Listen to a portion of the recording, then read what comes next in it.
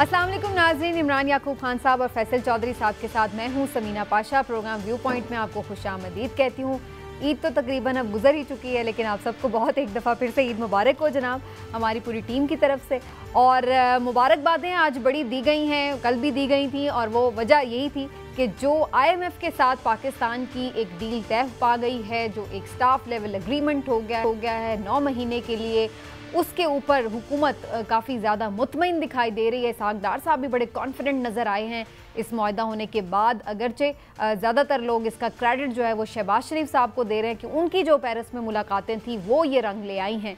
और बहरहाल अपनी जगह ये बात दुरुस्त है कि पाकिस्तान को इस मुआहदे की बड़ी ज़रूरत थी, और कोशिश यही थी कि पाकिस्तान को डिफ़ॉल्ट से बचाने के लिए किसी भी तरह IMF के साथ ये प्रोग्राम तय पा जाए, जो कि फ़ाइनली हो गया है। इस लिहाज से तो ये अच्छी खबर है, लेकिन अगेन क्या इससे पाकिस्तान के तमाम माशी मसाइल हल हो जाएंगे, ये अब भी एक बड़ा सवालिया निशान है। क्योंकि ये देखना होगा कि पाकिस्तान ये प्रोग्राम कैसे आगे बढ़ाता है, क्या वो रिफॉर्म्स की जाती हैं या नहीं, और क्या पाकिस्तान इन अदायगियों के बाद अपना मईशत का पहिया चलाने के काबिल भी रहेगा या नहीं। तो बहुत सारे अभी इफ्स एंड बट्स के साथ जुड़े हुए हैं। और फिर कुछ ये भी बात करेंगे कि आज ये हुकूमत जिस बात का क्रेडिट ले रही है, क्या ये वाकई कोई क्रेडिट की बात है, क्योंकि इससे पहले भी हमने बहुत सारे IMF के साथ मुआहदे होते देखे हैं। और अभी पिछली हुकूमत ने IMF के साथ जब मुआहदा किया था तो उस वक्त तो ये उस हुकूमत पर तनकीद की जा रही थी, PTI हुकूमत को शदीद तनकीद का निशाना बनाया जा रहा था कि आपने तो पूरा मुल्क गिरवी रख दिया और IMF के हवाले कर दिया। उस वक्त क्या उनके स्टेटमेंट्स थे, ज़रा मैं आपको वो भी सुनवा देती हूँ, और उसके बाद फिर सिलसिला शुरू करेंगे बातचीत। $1 अरब के लिए IMF के आगे ढेर हो गए हैं। हुकूमत जो है हमारी मुल्क को IMF की गुलामी में दे चुकी है। हुकूमत मुल्क और कौम के मफादात के तहफ़्फ़ुज़ की बजाय IMF के मफादात की चौकीदारी कर रही है। फाड़ दो अपना PTI IMF की एग्रीमेंट को, बाहर फेंक दे इस PTI IMF को एग्रीमेंट को, वापस जाओ IMF के सामने और रीनेगोशिएट करें। लेकिन आज यही लोग इस बात पर खुश हैं, मुतमईन हैं, और इसको कामयाबी डिक्लेयर कर रहे हैं कि जैसे बहुत बड़ा कोई कारनामा हो गया है। तो क्या पहले बात सही थी या अब बात सही है, या दोनों ही बातें गलत हैं कि हम हमेशा ही अपनी मईशत पर सियासी पॉइंट स्कोरिंग करते रहते हैं? इस हवाले से भी प्रोग्राम में गुफ्तगू होगी। आप सबको खुशामदीद कहती हूँ। पहले चलूँगी मैं इमरान साहब की तरफ। इमरान साहब, यहीं से बात शुरू कर लेते हैं। IMF का मुआहदा हो गया है, तो इस लिहाज से तो हम मुतमईन हैं कि चलिए जो एक बिल्कुल इमीडिएट एक इंजेक्शन चाहिए था सर्वाइवल का, वो हमारी इकॉनमी को मिला है। लेकिन क्या ये इतने ही खुश होने और मुबारकबादें देने की बात है? बिस्मिल्लाहिर्रहमानिर्रहीम। बात ये है सीधी सी कि जिस तरह से IMF ने आपकी नाक की नकीरें निकलवाई हैं और जिस तरह से उसने आपको एक दफ़ा आपका असल चेहरा दिखा दिया, उसके बाद मैं नहीं ये समझता कि मुबारकबाद बनती और इस पे आप इतने शादियाने बजाएं कि वाह जी वाह आपको पता नहीं क्या मिल गया। लेकिन ये एक सच है कि जो बैगर्स होते हैं वो चूज़र्स नहीं होते। आपको ये बात एक तल्ख हकीकत है, लेकिन ये मानना होगी कि आपके माशी हालात इस वक्त ये हैं कि आप IMF के बगैर गुजारा हो नहीं सकता था। IMF का मुआहदा ये इसलिए भी अहम था, नहायत अहम था, कि आपके इवन तमाम दोस्त ममालिक जो हमेशा आपके साथ थे, या दूसरे दुनिया के जितने मालियाती इदारे हैं, उन सब की इमदाद, उन सब का ताउन IMF की वजह से रुका हुआ था। कोई भी आपके साथ जो है वो अपना एग्रीमेंट जो मौजूद थे, ऑलरेडी साइन थे, उन पे भी अमल दरामद करने को तैयार नहीं था IMF के इस मुआहदे के बगैर। तो अब ये कह सकती हैं कि आपको IMF के इस मुआहदे ने एक ऐसी ऑक्सीजन दे दी है बहरहाल कि आपके पास वो सांस आ गया कि आप जिंदा रहेंगे, और फिर लोगों से मिल के चाहे भीख ही लें, चाहे किसी की मिन्नतें ही करें, तरले ही करें, लेकिन आगे भी यही प्लान है। हाँ, तो ऐसे ही है ना। देखिए उसकी वजह देखिए, हमारा अलमिया ये 75 सालों में मुझे आप कोई बता दें, वो फौजी आमिर हो या जमहूरी चैम्पियन, मुझे किसी हुक्मरान का नाम तो लें कि जिसने इस मुल्क में एक लॉन्ग टर्म पॉलिसी बनाने की कोशिश ही की हो। यहाँ पे शॉर्ट टर्म पॉलिसीज होती हैं, डंग टपाऊ पॉलिसीज होती हैं, कहते हैं अपना काम चला लो तो अगली देखी जाएगी। और जो मुश्किल फैसले होते हैं जानबूझ के आखिरी साल ऐसे किए जाते हैं कि जो आने वाली हुकूमत है वो मुश्किल संभाले, हम इसमें से निकल जाएं। बिल्कुल ठीक है। और बुनियादी प्रॉब्लम्स हम कभी भी सॉर्ट आउट होते नहीं देखते।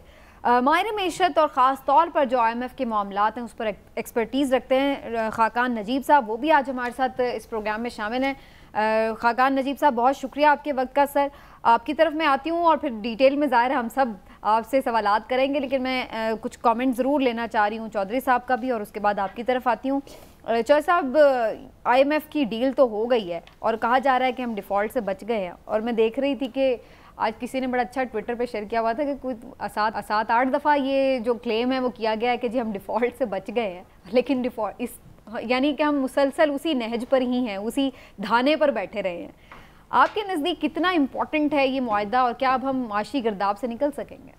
नहीं, it's too little too late, जैसे अंग्रेज़ी में कहते हैं कि बहुत लेट हो गया है और बहुत थोड़ा है। अभी पाकिस्तान को एक नया प्रोग्राम भी जो नेगोशिएट करना पड़ेगा। देखिए, आपको जो सबसे ज़्यादा जो अलार्मिंग बात है कि पाकिस्तान रीजन में इतना अनइम्पॉर्टेंट हो गया है कि उसके ऊपर जो है दुनिया जो है डिस्कशन करने को तैयार नहीं है। इसी भारत, आपके हमसाया मुल्क भारत में जो FDI है रिसेंटली, जो US का विज़िट हुआ मोदी का, तो उन्होंने $600+ बिलियन की FDI वहाँ पे आई है। पाकिस्तान में जो है उस हिसाब से तो हम लोगों ने ये जो बात की, इसकी अब जो नताइज हैं वो अब आपको भुगतने होंगे। ज़ाहिर बिजली की और गैस की, इमीडिएटली जो फ्यूल प्राइसेस इंक्रीज़ हुई हैं, ये जो सारे इफ़ेक्ट्स हैं ये उस सैलरीड क्लास के ऊपर आने हैं। टैक्सेशन जैसे हाई की गई है, ये सारी चीज़ें आनी है पाकिस्तान को। ये को पहला हमारा IMF के साथ तो प्रोग्राम है नहीं, 23 प्रोग्राम्स हमने लिए हैं। इंडिया ने एज़ कम्पेयर टू हमें मिड 90s में प्रोग्राम लिया, उन्होंने अपनी मैशत को रिवाइव किया, और अब इंडियन मैशत कहाँ पे खड़ी और हम कहाँ पे खड़े हैं। बात यह है कि जब तक मुतलका इदारे, मुतलका अफराद ये काम नहीं करेंगे और इनमें मुदाखलत बंद नहीं की जाएगी, इस तरह से ये काम नहीं होगा। यहाँ पे प्रॉब्लम ये है कि यहाँ पे मैं अगर वकील हूँ तो मैं मैशदान भी हूँ, मैं मैशदान हूँ तो मैं आइन भी ठीक करना चाहता हूँ, मैं आइन ठीक करना चाहता हूँ तो मैं फ़ॉरेन ऑफिस के भी मामलात को जो है समझना चाहता हूँ। इस तरह से नहीं होता। दुनिया स्पेशलाइजेशन की तरफ गई है। जब तक आप इदारे जो हैं और आप शख्सियात जो हैं वो आप लगाएंगे right man for the right job, governance वो होती है। दूसरा, पाकिस्तान की जो सबसे बड़ी प्रॉब्लम है वो हमारे जो इदारे हैं, जिसमें PI है, स्टील है, या इस किस्म में दूसरा, दुनिया में हुकूमतें कारोबार नहीं करती। हमारी पूरी हुकूमतें जो है वो कारोबार में मुलव्वस हैं। जब तक ये यहाँ से नहीं निकलेंगी, शहरी टैक्स का रुझान नहीं रखेंगे, मुआशी मामलात सही नहीं होंगे। और मुआशी मामलात आपके जब तक ठीक नहीं होंगे, आप पाकिस्तान हो या कोई और मुल्क हो, वो दुनिया में किसी जगह पे भी नज़र नहीं आएगा। इसकी बहुत सारी ज़ाहिर है कि ऐसे ही फैक्ट्स एंड फिगर्स हैं जिसके ऊपर हमें अभी बात करनी है डॉक्टर साहब से भी, खाकान नजीब साहब जो हमारे साथी हैं। लेकिन उससे पहले जो इसका एक पॉलिटिकल एस्पेक्ट है, मैं इमरान साहब का उस पर कमेंट ज़रूर ले लूँ। इमरान साहब, जो मैंने अभी बयानात भी सुनवाए, ये हमारा कोई एक फ़ैशन बन गया है या एक ट्रेंड बन गया है कि हर हुकूमत जो अपोजिशन में होती है वो हुकूमत को लताड़ती है कि जी आपने IMF के साथ पता नहीं गिरवी रखवा दिया, ये कर दिया, वो कर दिया, और बाद में आकर वही खुद फुट स्टेप फॉलो भी करती है। तो ये क्या इस पर आप क्या कहेंगे, ये पहले सही थे या अब सही है? नहीं समीना, ये उस वक्त भी सही थे, अब भी सही है। ये हमेशा सही, हम ही गलत है। नहीं, उसकी वजह समझिए ना। अच्छा, चेयरमैन PTI जब वो हुकूमत में नहीं थे तो वो कहते थे मैं खुदकुशी कर लेंगे, लेकिन IMF के पास नहीं जाएंगे, और उन पे वो इससे भी ज़्यादा सख्त बातें करते थे। लेकिन जब वो हुकूमत में आए, PTI की हुकूमत बनी, तो फिर वही कुशकोल उन्होंने उठा लिया और IMF के पीछे थे कि अल्लाह दा वास्ता जे साड़ी सुन लो, अल्लाह दा वास्ता जे सानू दे दियो। उसके बाद जब ये हुकूमत आई तो इन्होंने कहा जी वो, क्योंकि ये IMF के साथ पिछली हुकूमत ने तो हमारा मुआहदा ही ख़त्म कर दिया था। उन्होंने जब देखा कि हुकूमत जा रही है तो उन्होंने तो सारा बेड़ा गर्क कर दिया, लिहाजा हमें वो भुगतना पड़ा है। तो लिहाजा वो भी सच्चे थे, उस वक्त भी सच्चे थे, अब भी सच्चे हैं। क्योंकि इन्होंने अगर ये कहें कि हमारी ज़िम्मेदारी है, यहाँ ये रुझान आ जाए, कोई बंदा अपनी ज़िम्मेदारी कबूल कर ले, तो फिर तो यहाँ बात ही ठीक हो जाए, यहाँ मसले ही ठीक हो जाए। यहाँ तो मेन मसला ही ये है। अब देखें, अगर आप ईमानदारी से बात करें, मेरिट पे बात करें, तो मैं समझता हूँ कि इसहाक डार साहब बतौर वज़ीर ख़जाना तो फेल हो गए थे IMF को। आपने जो अपने इंट्रो में बात की थी, IMF को मनाने में IMF वाले जो है उनसे तो बात करने को राज़ी नहीं थे, और IMF वाले जो बात कैसे करें जब आपके वज़ीर ख़जाना अभी हमें मज़ीद बात करनी भी है। हाँ जी, तो प्राइम मिनिस्टर मियां शहबाज शरीफ को ये ज़रूर आप एक ड्यू क्रेडिट दें कि उन्होंने ना सिर्फ ये कि उनको राज़ी किया, उनकी एमडी से 3 मुलाकातें की, बल्कि देखिए उसका नतीजा ये निकला कि वो उन्होंने आपको 3 अरब रुपये दे दिए। और फिर आप इससे आपका सिर्फ ये मामला नहीं हल होगा, आपने जो अगला एग्रीमेंट करना है उसकी राह हमवार हुई है। अगर आप ये मुकम्मल नहीं करते तो अगला किस तरह से? बिल्कुल, ये कोई नया एग्रीमेंट नहीं है, ये सिर्फ 9 महीने का एक सपोर्टिव किस्म का उन्होंने आपको प्लान थोड़ा सा दिया है, ताकि जो आप पिछला उनका प्लान है उसको कंप्लीट कर सके। और वैसे भी समीना एक छोटी सी बात मैं आपको बता दूं कि ये EFF प्लान नहीं है, ये स्टैंड बाई प्रोग्राम है। और स्टैंड बाई प्रोग्राम जो डॉक्टर साहब इस पे ज़्यादा बेहतर बताएंगे कि वो उन मुल्कों को देते हैं जिनमें समझते हैं कि शॉर्ट टर्म में वो अपनी मुश्किलात को हल कर सकते हैं। बिल्कुल ठीक। लेकिन चौधरी साहब, डॉक्टर साहब अभी हमारे साथ हैं जी? मेरा ख्याल है उनकी कुछ लाइन ड्रॉप हुई है।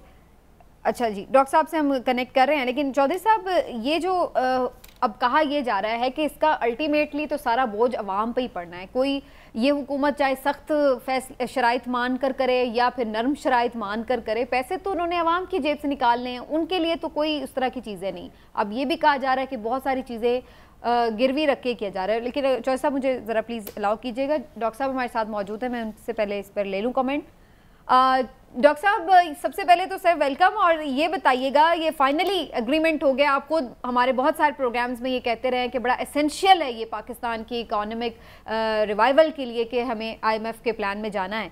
लेकिन ये तो सर हमें स्टैंड बाय अरेंजमेंट के तहत पैसे मिले हैं, तो इसका कितना फ़ायदा हो सकता है हमें, और इसको हम कैसे कंप्लीट कर सकते हैं अगले पैकेज में जाने के लिए? Sir Samina, Eid mubarak to you and everyone else. नाजरीन को भी एक तो चीज़ याद रखिए कि आई एम ग्लैड कि आपको ये याद है। मैं तो पिछले 14-18 महीने से पाकिस्तान अथॉरिटीज़ को, पूरे पाकिस्तान को ये समझाने की कोशिश कर रहा हूँ, IMF से इनहराफ नहीं है, IMF से राह फरार नहीं है। इंटरनेशनल आर्किटेक्चर क्लियर है, और वो ये है कि कोई भी मुल्क, दुनिया का कोई भी मुल्क अगर माली खसारे में आता है, एक्सटर्नल चैलेंज में आता है, श्रीलंका हो, घाना हो, बांग्लादेश हो, मैं इन मिसाल दे रहा हूँ, ये आपके इर्द गिर्द के ममालिक हैं, डिफॉल्ट कर जाएं या ना करें, आपको IMF के पास जाना है। वेरी क्लियरली पाकिस्तान जो है, अगर 3 नवंबर को चला जाता, आज जहां पे खड़े हैं वहां पे ना खड़े होते। I mean, if I was guiding Pakistan, मैं कभी भी इतना डिले ना होने देता। जो भी कंडीशनैलिटीज आज आपने मानी है, ये वही हैं जो 3 नवंबर की थी। Make no mistake, this is very very clear. आप क्यों नहीं कर पाते IMF का प्रोग्राम? उसकी वजह यह है कि डिलेज होते हैं, इसलिए होते हैं कि पाकिस्तान या कोई भी रेसिपिएंट कंट्री जब IMF से डील करती है तो उनकी सलाहियत और IMF की जो क्वांटिटेटिव सलाहियत, जो मॉडलिंग की सलाहियत है, वो बहुत ज़्यादा होती है, तो बहुत डिपेंडेंट हो जाते हैं, और फिर वो मुश्किल चीज़ें बताते हैं, वो हम कर नहीं पाते। अब यह है कि ये करने से गुड न्यूज़ ये है कि आपको 1 अरब IMF के, 3 अरब फ्रेंडली कंट्रीज के, 1-2 अरब डॉलर्स आपकी मल्टीलैटरल्स के, आपके रिजर्व्स पिकअप करना शुरू करेंगे। आपकी जो मार्केट्स है ना सारी, वो काम डाउन कर जाएंगी। उनसे क्या मतलब है? आपकी FX मार्केट आई थिंक जो है वो आपके रुपए की कदर जो है वो थोड़ी सी मुस्तहकम होगी। आपकी स्टॉक मार्केट मंडे को अच्छी खुलनी चाहिए। अभी मैं एक पाकिस्तान का इंडेक्स ट्रेड होता है इंटरनेशनली, मैं उसको देख रहा था, उसमें काफ़ी स्ट्रॉन्ग खुलनी चाहिए आपकी स्टॉक मार्केट। इसी तरह पाकिस्तान का बॉन्ड इंटरनेशनली जो है वो कहीं 35-40 सेंट्स पे ट्रेड हो रहा था, जो $1 का है, वो इस वक्त 70-71 सेंट पे चला गया। Again very good. So in the short run default का जो खदशा है वो टल गया है। इन द शॉर्ट रन आपके जो इकोनॉमी है उसमें जो बिल्कुल क्लॉग हुई थी, इंपोर्ट्स बंद हुई थी, इस पर गवर्नमेंट ने बहुत मेहनत की है। आखिर में आकर प्राइम मिनिस्टर ने स्पेशली मेहनत की है, फाइनेंस डिवीजन ने भी की है। So this is a sigh of relief. आपने वो क्या कहेंगे ना कि एक बुलेट थी डिफॉल्ट की, आपने उसको डॉज कर लिया फॉर द 9 मंथ्स जिसकी ड्यूरेशन में आप इसमें रहेंगे। अगेन जो डाउन साइड है जो हम मिस कर रहे हैं वो ये, समीना, पाकिस्तान ने ना 23 प्रोग्राम एंटर किए हैं IMF के, और उनमें से 22 प्रोग्राम इनकम्प्लीट छोड़ दिए हैं। ये 22वां प्रोग्राम था जो हमने इनकम्प्लीट छोड़ा। एक प्रोग्राम वाहिद है 13-16 का जो पाकिस्तान ने अपनी जिंदगी में कभी कंप्लीट किया है। ये डिफिकल्टी आती है पाकिस्तान को प्रोग्राम करने में। सो अब कोशिश कीजिए कि ये 9 महीने का, आपने दुरुस्त का, स्टैंड बाय का मतलब है कि एक छोटा प्रोग्राम है, ये 12 महीने का होता है यूजुअली। पाकिस्तान चूंकि एक इलेक्शन साइकिल में जा रहा है, 12 अगस्त को एक इलेक्शन साइकिल शुरू होगा, फिर अक्टूबर-नवंबर में एक और तीसरी गवर्नमेंट आएगी। सो ये जो 3 गवर्नमेंट्स ने गुजारना है, तो कोशिश ये हो रही है कि ये 3 गवर्नमेंट्स जो हैं वो गुजार लें, वरना ये वक्त गुजरना नहीं था। इसलिए मैं तो बहुत क्लियरली हमेशा से ये कह रहा था। बहरहाल चलें, गुड। लेकिन डॉक्टर साहब, अब इससे होगा क्या? अब हम देखेंगे कि डॉलर थोड़ा सा नीचे रेट आएगा, या हम देखेंगे कि पाकिस्तान के अवाम के लिए मुश्किलात बढ़ने जा रही हैं मजीद? कुछ लोग ये कह रहे हैं पेट्रोल महंगा होगा, बिजली महंगी होगी, और इवेंचुअली जितने अब उन्होंने नए अहदाफ मुकर्रर किए हैं, पैसा तो अवाम की जेब से ही निकलना है। Samina absolutely right. देखिए इसमें दो आरा नहीं है, ये फैसले तो आपने करने थे। आपने एक बजट प्रेजेंट किया, आपको किसी ने रोका था कि रिटेल पे टैक्स ना लगाएं? मेरा नहीं ख्याल किसी ने रोका था। इसी गवर्नमेंट ने एक हिम्मत की, पिछले साल 3000 रुपया रिटेलर्स पे लगाया टैक्स। सारा रिटेलर जो है वो उस पर उसको मुस्तरद कर दिया, तो आपने रिटेलर से टैक्स वापस ले लिया। IMF ने कोई मना किया था कि आपको ये काम ना कीजिए? कलीदी फैसले खुद करने हैं। आपने उनको कहा कि हम रिटेलर पे तो लगा नहीं सकते, तो जो समीना की वेज आ रही है उस पर हम 2-2.5% टैक्स बढ़ा देते हैं। That is exactly what happened. फिर उन्होंने कहा कि अच्छा और टैक्स चाहिए। उन्होंने कहा कि अच्छा तो हम जो government as a corporate body है, अगर वो किसी स्लैब में फॉलो करता है तो हम उस स्लैब में जो सुपर टैक्स है वो बढ़ा देते हैं, because we are all in the tax net already.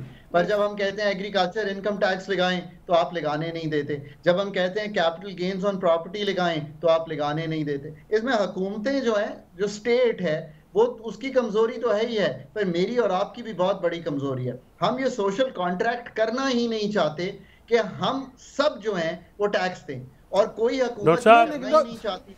Sir doctor साहब, ये तो आपकी बात सही है कि जो हमारे इकोनॉमिक डिसीजन है इकोनॉमी से रिलेटेड वो पोलिटिसाइज्ड हैं और कॉम्प्रोमाइज होते हैं, लेकिन ये सर मैं पूछना ये चाह रहा हूँ कि जब आप इंपोर्ट्स ओपन करने की इजाज़त देते हैं तो उससे भी डॉलर जो आप मार्केट में आएगा वो भी बाहर जाएगा।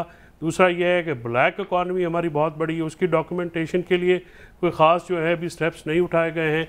और जो तीसरा मैं आपसे ये पूछना चाह रहा था कि इतने हाई इंटरेस्ट रेट के ऊपर जो स्टेट बैंक ने किया है, तो कौन सा बिज़नेस जो है वो पॉसिबल होगा? तो क्या गवर्नमेंट को इन 3 चीज़ों के ऊपर भी तो कुछ सोचने की ज़रूरत होगी? अदरवाइज़ तो जो डॉलर हम रिसीव करेंगे तो वो तो कोई इतना ज़्यादा है भी नहीं कि हम ज़्यादा लॉन्ग टर्म सस्टेन कर सकें उसके लिए। उसके साथ आपने बहुत अच्छी 3 चीजें सामने रखी हैं। लेट मी से पहली बात तो यह है कि ये दुरुस्त है कि जैसे ही थोड़ी सी हम इंपोर्ट्स को पे कदगन उठाएंगे, पर मेरे दोस्त आप ये देखिए कि ये जो इंपोर्ट्स की कदगन है ये 2-4 महीने तो लग सकती है, पर आजकल की दुनिया में जहाँ पे एक ओपन ट्रेड रिजीम्स हैं, WTO है, IMF का प्रोग्राम है, उसमें हम इसको खींच नहीं सकते थे। हमने तो 12-14 महीने खींच दिया। सो अब आहिस्ता आहिस्ता ये उठेगी, पर द गुड न्यूज इज कि डॉलर्स इतने आना शुरू हो जाएंगे जो ये मैंने अभी सामने आपके रखे 4-5 अरब dollar I think easily flow in कर जाएगा पाकिस्तान में, शायद जुलाई अगस्त में ही कर जाएगा। I am being very optimistic but I think this will happen. So आपके पास वो आएंगे, थोड़ी सी जब ये चीजें आएंगी ना, कॉटन आएगी, एक्सपोर्ट भी पिकअप करेगी। अब आप देखिए कि एक अच्छी चीज ये हुई है कि इस वक्त ओपन मार्केट का जो रेट खुलेगा कल, वो इस वक्त आज जो रेट ट्रेड हो रहा है वो मेरे ख्याल है 3 से 5 रुपए कम है कंपेयर टू जो मार्केट क्लोज हुई थी IMF प्रोग्राम ना हो, ईद से पहले की बात कर रहा हूँ। सो वो थोड़ा सा आपको तकवीयत मिलेगी। तो मैं अगर बाहर काम करता हूं तो मैं कहूंगा यार मैं रेमिटेंस जो है वो ऑफिशियल चैनल से ही भेजूंगा। सो आपकी थोड़ी सी रेमिटेंसेस भी बढ़ेंगी, तो ये 2-4 महीने में आपको सहारा मिल जाएगा। ब्लैक इकोनॉमी, इस पे तो कोई दो आरा नहीं है ना जी। होलसेल हो गई, आपकी जितनी रिटेल ट्रेड है, आपकी जितनी वो ट्रेड है जो ग्रे ट्रेड है, आप सबको, चाहे वो सिगरेट्स हैं, ये सब काम तो आपने करना है। किस तरह? आपने डेटा माइनिंग करनी है। आपके पास डेटा, पाकिस्तान की एक मतलब तारीफ हमें करनी पड़ेगी। आप ये देखिए नादरा के पास ग्रेट डेटा, आपका जो सारा ID कार्ड का डेटा है वो वहां पे पड़ा हुआ है। पराल के पास पाकिस्तान रेवेन्यू ऑटोमेशन अथॉरिटी, और ये FPR के पास डेटा पड़ा हुआ है। अब काम तो सारा आपने करना है, ये काम तो स्टेट का है। इसीलिए मैं कहता हूं कि स्टेट ने तो अपना काम निभाना है। आप वो करें, आप चेक करें कि आप कितनी दफा ट्रैवल करते हैं, आप ये चेक करें कि आप कितने बड़े घर में रहते हैं, आप ये चेक करें कि आपको कितना इंटरेस्ट आ रहा है, आपकी वेजेस क्या है, और फिर डेटा माइनिंग कीजिए। अब ये है फ्यूचर दुनिया का। और फिर जो लोग टैक्स को इवेड करते हैं, देखिए उसको आपको थोड़ी सी मिसाल तो बनानी पड़ेगी ना। असल मिसाल तो यहाँ बनाइए ताकि लोग करें ना, पर उन सेक्टर्स पे भी टैक्स लगाइए जिनको आपने खुद ही छूट दी हुई है। मतलब अगर आप छूट दिए रखेंगे एग्रीकल्चर इनकम टैक्स को, तो और ये कहते रहेंगे कि ये तो प्रोविंशियल सब्जेक्ट है, तो फिर प्रोविंसेस कलेक्ट करें। अब अगर मैं आपके सामने फिगर रखूं, आप हैरान हो जाएंगे।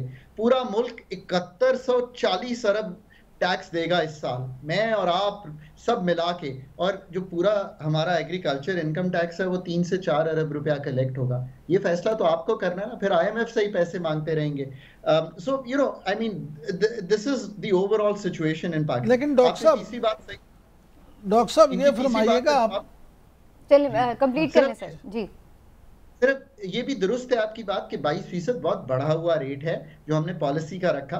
ये आईएमएफ की एक सोच है, एक थिंकिंग है, एक मॉडलिंग है कि जब भी इन्फ्लेशन बढ़ती है तो डिमांड तोड़ने के लिए हम इसको 22% करते हैं। हमारी ज्यादा मुश्किल जो है वो इस वक्त सप्लाई साइड से आ रही है, शॉर्टेजेस से आ रही है, बिजली, गैस और पेट्रोल के निर्ख बढ़ने से आ रही है। तो हमें इन चीजों को संभालना पड़ेगा on a longer term perspective, तब इन्फ्लेशन जो है वो काबू में आएगी। प्लीज।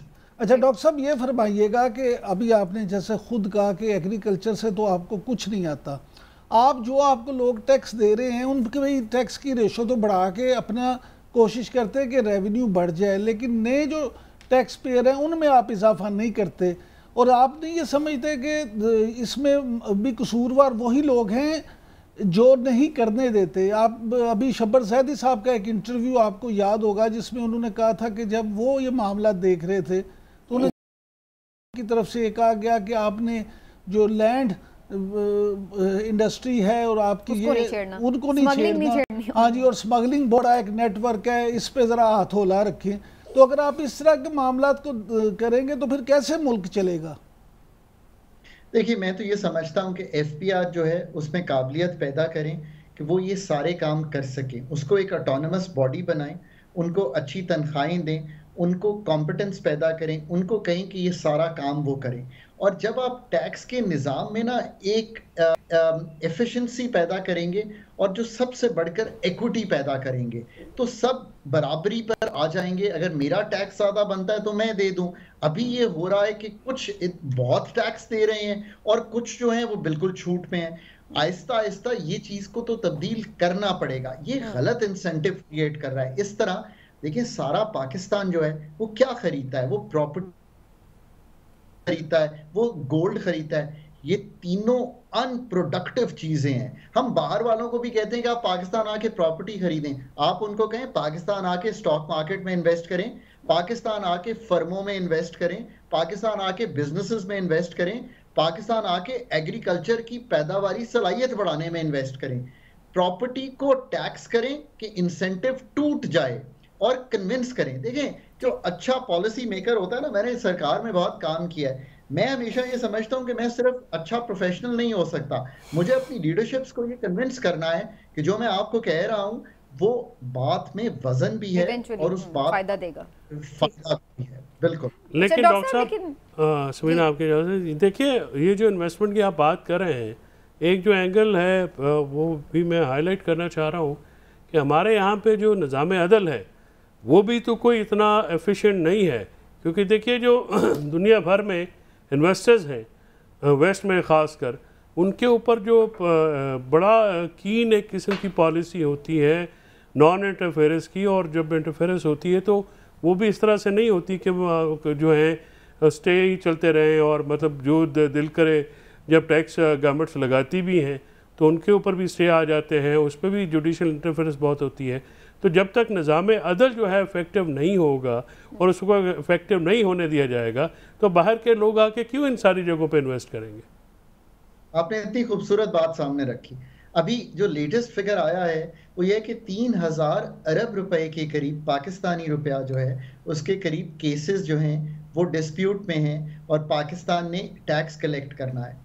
अब आप खुद सोचिए कि हमारे यहाँ अगर इतना बड़ा अमाउंट, मतलब हमने 7000 अरब रुपया टोटल कलेक्ट किया, 3000 अरब कई सालों से इस चीज़ में फंसा हुआ है। एक निज़ाम तो ये है कि एडीआर हमने बनाया, आपको याद होगा ये, और मैंने बड़ा काम किया कि ये एडीआर जो है ये मैकेनिज्म अल्टरनेट डिस्प्यूट रेजोल्यूशंस, देखिए ना, we have to think about that. But at the same time देखें, अगर बड़ी ट्रांजैक्शंस आपने करनी है ना, मैं समझता हूँ कि अदलिया जो है, जैसे अभी आपको पता है रेकोडिक की जब ट्रांजैक्शन हुई तो आपको मुझसे बेहतर मालूम होगा, तो उसमें ये बात रखी गई कि अदलिया जो है वो उसको स्टैंप ऑफ अप्रूवल दे ताकि बाद में ये चीज़ें ना फंसें।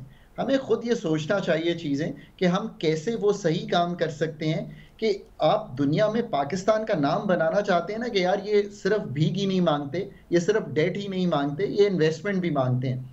आपको पता है हुकूमत ने अब एक SIFC भी बनाई है, एक इन्वेस्टमेंट काउंसिल भी बनाई है। आपने बहुत अच्छी चीज सामने रखी कि अदलिया को भी इसमें हमें शामिल करना चाहिए, उनके रिप्रेजेंटेटिव्स को, ताकि वो देख सकेंगे हर प्रोजेक्ट में क्या हो रहा है। अब एक और चीज आपके सामने रखूं, आप शायद मुझे करैबोरेट करेंगे, 6 महीने हमने लिखा हुआ है, इससे ज्यादा FPR के केसेस पे स्टे नहीं हो सकता। मेरा ख्याल है कि ऐसा नहीं होता, और ये बिल्कुल कदगन होनी चाहिए कि 6 महीने के बाद वो स्टे ऑटोमेटिकली वेकेट हो, क्योंकि सरकार के पैसे हैं। सरकार बहुत जगह गलत भी होगी पर बहुत जगह सही भी होगी। आपको पता है कि टैक्स इवेजन लार्ज है पाकिस्तान में, टैक्स गैप लार्ज है पाकिस्तान में, इसमें तो कोई दो आरा नहीं हो सकती ना। तो ये सब काम तो हमें मिल के करने हैं। इसीलिए मैं कहता हूँ कि देखें, इन सब को एजुकेट भी करें। कहीं पे जो गैप रह जाता है ना, जो प्रोफेशनल्स हैं, चाहे वो FPR में आए, चाहे वो मिनिस्ट्रीज में आए, उनको इन लोगों को एजुकेट करना। जो बहुत ज़्यादा मारियो पुज़ो का फेमस नावल है, उसमें डॉन कॉर्लियोन जो है न्यूयॉर्क में, उसको उनकी टैक्स नेट में जो है वो अरेस्ट करके सजा दी गई थी, वो दूसरे क्राइम में नहीं था। तो वहाँ पे तो टैक्स एवेजन जो है इतना सीरियस क्राइम है। सही, वेरी राइट। ऐसा ही होना।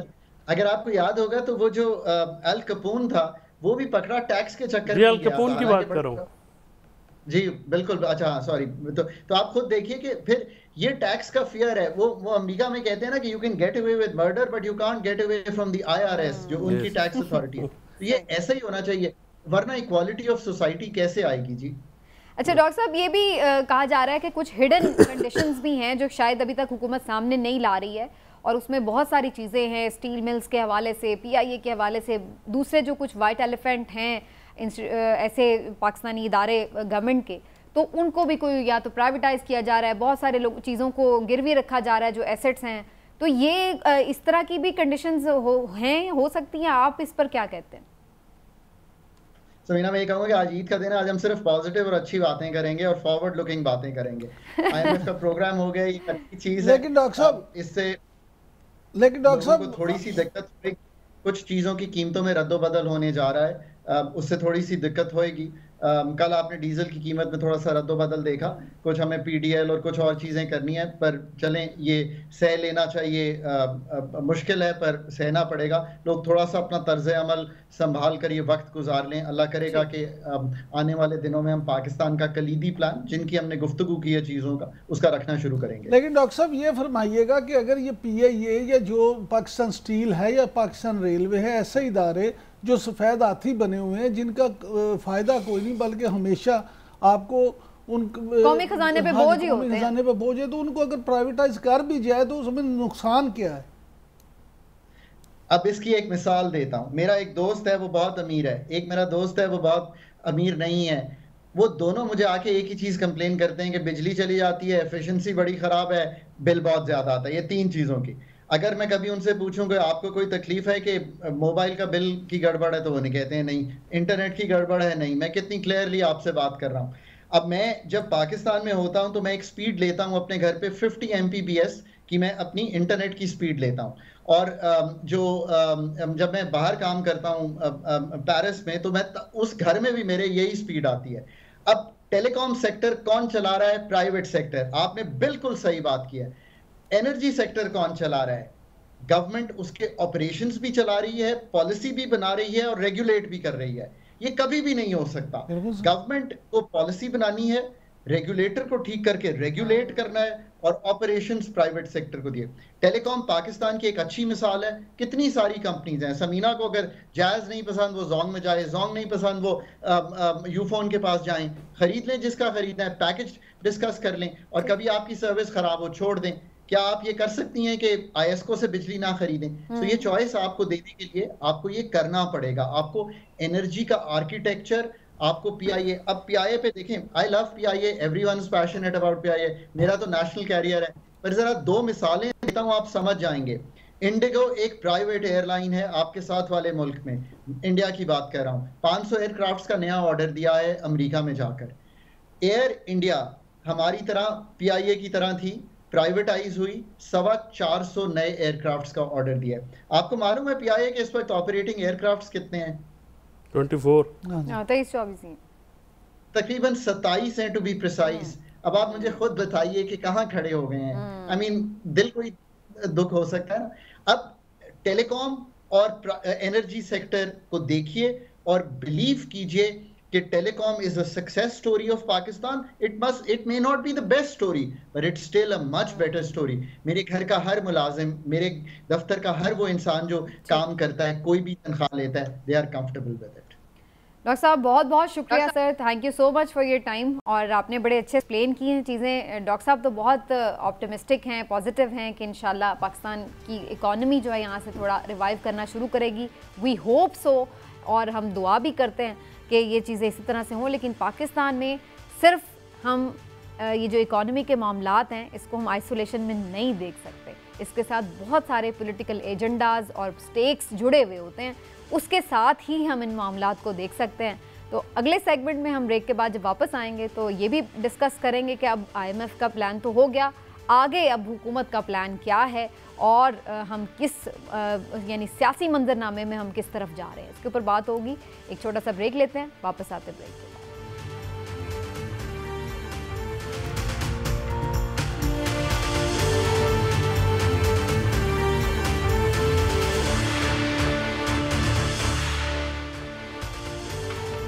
जी वेलकम बैक नाजरीन, और कुछ ज़रा सियासी मंजरनामे की भी खबर लेते हैं. क्या हो रहा है दुबई में? बड़ी बैठक सजी है जी ईद के मौके पर. अब प्राइम मिनिस्टर साहब तो वापस आ गए हैं, लेकिन नवाज शरीफ साहब ने वहाँ पर थोड़ा अपना स्टे बढ़ाया. क्या उनकी मज़ीद मसरूफियात हो सकती हैं और क्या मकसद हो सकता है दुबई में मज़ीद रहने का, इस पर भी बात करेंगे. क्या नवाज शरीफ साहब वापस आ रहे हैं या नहीं आ रहे हैं? IMF का तो मुआहदा हो गया, और उसके बाद हमने ये भी देखा है कि शहबाज शरीफ साहब ने भी क्लैरिटी से कुछ एक दो हिंट्स दिए हैं, जैसे इलेक्शंस की तरफ जाया जा रहा है. तो क्या ऐसा ही ये मामला है? हर कोई अपने अपने तौर पर जो है वो अपना अपना प्लान तय कर रहा है. तो ये प्लान्स क्या हैं जो दुबई में बैठकर मुलाकातों में तय हुए? कुछ इनसाइड इन्फॉर्मेशन की बात करेंगे.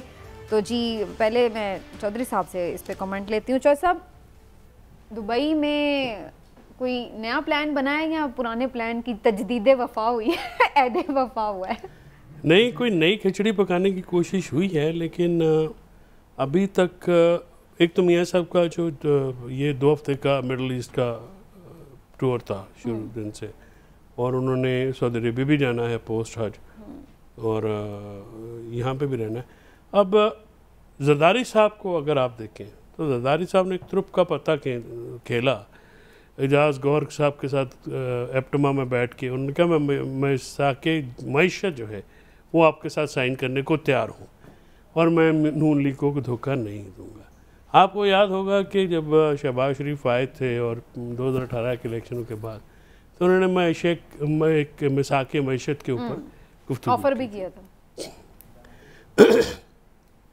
लेकिन जरदारी साहब मईशत जो ये मिसाक है, इस पे फ्री में दस्तखत करने को बिल्कुल तैयार नहीं. ज़ाहिर है वो एक सियासतदान है, उनका एक पूरा मामला है. वो चाहते हैं कि इसके ऊपर बैठ के बात की जाए. और जो आपने देखा है कि जॉइंट मीटिंग का कोई बाहर आके एलामिया भी नहीं आया है. गुफ्तगू काफ़ी लंबी भी हुई है, ब्रेक्स भी हुई हैं, लेकिन उसका जो आउटकम है वो पब्लिक नहीं हो सका. ये जो IMF की डील है, इसके बाद हम एक बात तो शायद कह सकें, थोड़े से वसूख के साथ कह सकते हैं कि शायद इलेक्शन हो जाए, क्योंकि अभी जो पहले जो प्रॉब्लम था, लेकिन ये सारी सूरत हाल भी इस महीने के आखिर में क्लियर होगी, जब हमें इंटरिम गवर्नमेंट्स का सेटअप पता चलेगा कि वो मामला क्या है. क्योंकि जैसे स्टैंड बाय प्रोग्राम आया है, stand by programme is not enough. Pakistan को बहुत ज़्यादा और काम करने की ज़रूरत है. पाकिस्तान को मतलब जो ख़ासकर मईशत और इक़्तिसादियात में बहुत काम करने की ज़रूरत है. तो जब तक पीपल्स पार्टी, और दूसरी जो एक और बात, एक बड़ी इंपॉर्टेंट बात है, ये इतना मुश्किल मुआहदा भी कर लेंगे, आगे उसका ज़ाहिर है बोझ भी उठाना पड़ेगा सियासी तौर पर. लेकिन अब सवाल ये पैदा होता है कि ये सब करने के बाद इलेक्शन में जाना तो इनको बड़ा मुश्किल लगेगा. तो क्या कोई इनको ऐसी गारंटी मिल चुकी है कि जिससे इन्हें ये लग रहा है कि अब हम ये कर भी लेंगे तो तब भी कोई हमारे लिए खतरे की? देखिए, इनके लिए ख़तरा का जो एक की जो एलिमेंट है पॉलिटिकली थ्रेट, वो तो है PTI और PTI के चेयरमैन. अगर ये इलेक्शन में हुए तो फिर तो इनके लिए काफ़ी प्रॉब्लम्स होगी, और इलेक्शन में ना हुए तो तब भी प्रॉब्लम्स होगी. ऐसा इलेक्शन कौन मानेगा जिसमें सबसे बड़ी अपोजिशन पार्टी ना हो? आपको याद है 77 में भुट्टो साहब इलेक्शन जीत गए थे, लेकिन इलेक्शन को माना किसी ने नहीं. इलेक्शंस को उनका सिर्फ होना नहीं इम्पॉर्टेंट, इलेक्शंस का साफ शफाफ होना और नज़र आना भी इम्पोर्टेंट है। जाहिर है तभी वो काबिल कबूल होगा, अदरवाइज उसकी कबूलियत जो है वो फिर एक मसला हाँ, लेकिन अभी मसला ये है कि ये एक मेजर सवाल बिल्कुल ज़रूर है। लेकिन अगर पीपल्स पार्टी और नून लीग आपस में इलेक्शन लड़ेगी तो वो कौन सा इलेक्शन, कौन उसमें अकल का अंधा ही उसको इलेक्शन कहेगा? साफ शफाफ दोनों हुकूमत की पार्टियां हुकूमत से बाहर जाके आपस में इलेक्शन लड़के फिर दोबारा हुकूमत बनाएंगी। ये मामला जो है ये सियासी तौर पे तो काबिल कबूल है ही नहीं। आपकी क्या खबर है, दुबई में क्या मामला तय पाए? देखिए बात ये हमारे वाकफान हाल तो ये कहते हैं कि दुबई में जो मीटिंगें हैं वो इस दफ़ा बड़ी फ्रूटफुल मीटिंगें हैं, वो इस लिहाज से कि अब फाइनल राउंड हो रहा है। ये जो प्री मेच्योर मीटिंग्स होती हैं या आप कह लें कि ऐसे रूटीन की मीटिंग्स होती हैं, ये वो मीटिंग्स नहीं है, ये फाइनल राउंड है। और हत्ता कि ये भी कहा जा रहा है, हमारे वाकफान हाल तो कहते हैं कि जरदारी साहब तो बाकायदा एक जो निगरान वज़ीर आज़म के कैंडिडेट हैं उनको भी साथ लेके गए थे और उनका भी उन्होंने कहा कि ये जो है इनको निगरान वज़ीर आज़म बना दिया जाए। मुल्तान के सैयद गए मामला ये नहीं है। मामला देखिए आप अभी जो सब कह रहे थे कि भाई कौन मानेगा, तो बसद एहतराम मामला ये है कि अगर इलेक्शंस हो जाते हैं, मैं अगर इसलिए कह रहा हूँ चोई साहब कि हुकूमत तो जैसे वज़ीर आज़म मियाँ शहबाज शरीफ साहब ने कह दिया कि अपने टाइम पे ये चले जाएंगे, लेकिन मेरे नज़दीक सितंबर के दूसरे हफ्ते के बाद ये पता चलेगा कि इलेक्शन कब होंगे। सितंबर से के दूसरे हफ्ते से पहले मुझे नहीं लगता कि ये फाइनल हो सके कि इलेक्शन कब होंगे, क्योंकि बहुत सारी चीज़ें हैं जो उस इंतज़ार में हैं कि कब सितंबर का दूसरा हफ्ता ख़त्म हो और कब एक नई चीज़ शुरू हो जाए। पॉलिटिकल जमातें ये चीज़ बर्दाश्त करेंगी कि निगरान सेटअप इतनी देर रहे? देखिए उसकी बुनियादी वजह ये है, आगे क्या हो गया, आगे भी तो इलेक्शन ही हुए 70% पाकिस्तान। उसकी बुनियादी वजह ये है समीना के देखिए नहीं, मैं उस वजह से कह रही हूँ, इसमें तो जो आप बात कर रहे हैं उसमें ये दो जो अभी हुकूमत में बैठी जमातें वो भी इस पर थी ना कि इलेक्शन जो निगरान हुकूमत इनकी मर्जी की बन जाए तो फिर बनानी जो खुद है। समीना देखें बात पता क्या है, सीधी सी बात है कि इस वक्त स्टेक पे क्या है। इस वक्त स्टेट पे मैं समझता हूँ कि अगर आप पॉलिटिकली देखें तो सबसे जो विन विन सिचुएशन है वो मियाँ नवाज शरीफ की है। मियाँ नवाज शरीफ जो हैं हुकूमत में नहीं है, लेकिन उसके बावजूद वो अपने केसेस भी उनके ख़त्म हो रहे हैं, उन्होंने यहाँ पे अपनी हुकूमत भी बना ली, अपने मामला। हाँ साहब, एक सवाल का जवाब मैं मतलब जसारत कर रहा हूँ आपसे, क्योंकि आपसे हमें सीखना भी पड़ा। सर मुझे ये बताएं कि जरदारी साहब तारीख एक्सटेंड करने पर असेंबली में राजी हुए कि नहीं राजी? नहीं सर, असेंबली अपने टाइम पे जाएगी। हाँ, ये अपने टाइम पे असेंबली अपने टाइम पे जाएगी तो फिर तो पीपल्स पार्टी अक्टूबर में इलेक्शन चाहती है जी, और जाहिर है मियाँ साहब अक्टूबर तक एक झटके में क्लियर तो नहीं ना होंगे। बिल्कुल ठीक। फिर उससे पहले कागजात नामजदगी भी जमा हो जाने हैं, सब कुछ हो जाना है। तो ये मामला फिर, क्योंकि मियाँ साहब इस वक्त तो वज़ीर-ए-आज़म के उम्मीदवार खुद हैं, और फिर मियाँ शहबाज शरीफ साहब क्या करेंगे? सर यही तो गुजारिश है मेरी कि मैं आपकी इस बात और क्या वफाक और पंजाब एक पार्टी के पास जाएगा? को बना लेंगे, फिर जब वो बनके क्लियर हो गए आ जाएंगे तो वो बन जाएंगे। इस बात से मुत्तफिक नहीं हूँ, बसद एहतराम। नहीं, मेरा सवाल है, मैं उसका जवाब अब ले लें। मियाँ नवाज शरीफ के भी अभी तक के भी उनके कैंडिडेट जो हैं वजारत उज़्मा के, वो मियाँ शहबाज शरीफ हैं। मियाँ नवाज शरीफ अभी तक खुद कैंडिडेट ही नहीं है। वो ये समझते हैं कि अगर मियाँ शहबाज शरीफ ही हों वज़ीर आज़म तो अमलन तो मियाँ नवाज शरीफ। लेकिन ये बात तो देखें, ये वो तुरुप का पता है ना समीना, कि जिसने बनना है हाँ जी, वो दूसरे को उम्मीदवार बना रहा है। इधर भी पीपल्स पार्टी वाले भी और नून लीग वाले भी, जो उम्मीदवार हैं वो आपस में बैठ के दुबई में बातचीत कर रहे हैं। उन्होंने अपने ना मोहरे रखे। नहीं देखें, नहीं बात ये नहीं है, इशू ये है समीना, देखें बिलावल भुट्टो जरदारी के मामले में पीपल्स पार्टी को भी इस बात का पता है। खुद जरदारी साहब भी निजी महफिलों में ये बात खुद ये कर चुके हैं कि जरदारी जो हैं उनके 2028 के कैंडिडेट हैं। 2023 के खुद कैंडिडेट बिलावल जो हैं जी, वो वजारत उज़्मा के। लेकिन वो जो ये बात है ना कि जो पीपल्स पार्टी के लोग कहते हैं, इवन मुराद अली शाह साहब भी कहते हैं कि हमारे अगले वज़ीर आज़म बिलावल भुट्टो, वो अपने वोटर सपोर्टर को बूस्ट करने के लिए, अपने एक लीडर की शान बढ़ाने के लिए ये सिर्फ बात करते हैं। अलीम खान साहब भी कह रहे हैं कि हमारे तो जहांगीर खान तरीन है। बिल्कुल, अलीम खान साहब ने भी कह दिया कि ये हमारे उम्मीदवार जो हैं जहांगीर तरीन साहब होंगे। और ओन चौधरी साहब जो हैं वो भी दुबई गए हैं वो भी मीटिंग्स कर रहे हैं मामलात में उस तरह से कि जी साडा की बनेगा, साडा की हिस्सा होगा। लेकिन पीटीआई वाले नहीं कह रहे कि हमारे उम्मीदवार पीटीआई चेयरमैन ही है। नहीं, उसकी वजह से नहीं, वो कहते तो हैं, उन्होंने आवाज ही नहीं आती। नहीं, असल बात ये नहीं है। चौधरी साहब गुजारिश है, सबसे ज्यादा नुकसान देखे 9 मई के बाद चेयरमैन पीटीआई बड़ी माजरत के साथ कहीं नहीं है। इस वक्त चेयरमैन पीटीआई कहीं नहीं है।